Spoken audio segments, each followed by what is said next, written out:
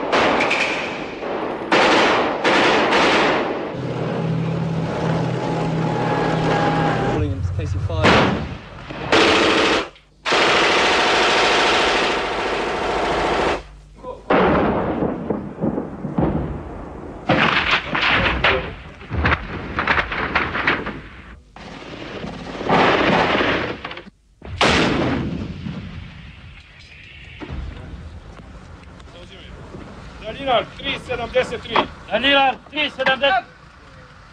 Imate sada.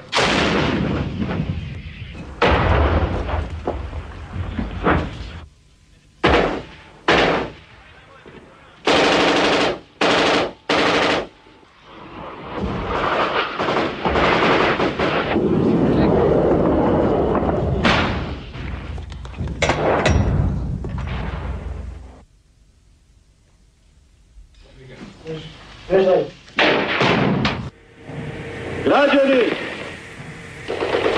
vi koji niste nedeljama vidjeli sunce, koji mjesecima živite u podrumima, bledi, ispijeni, željni i gladni, koji brinete za svoje najbliže, o kojima ne znate ništa Čeka vas stručna lekarska pomoć odmah ovde na Trpinjskoj cesti, a nakon toga obezbeđen vam je prevoz i smeštaj kao i sva ostala briga na slobodnoj teritoriji Vojvodine i Srbije.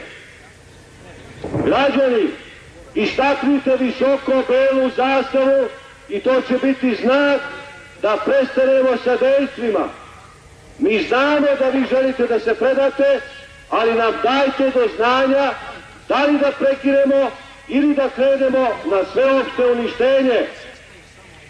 Ne ginite u zalu, šteta je. Svi znamo da vi želite da se predate i da vam je to jedini spas.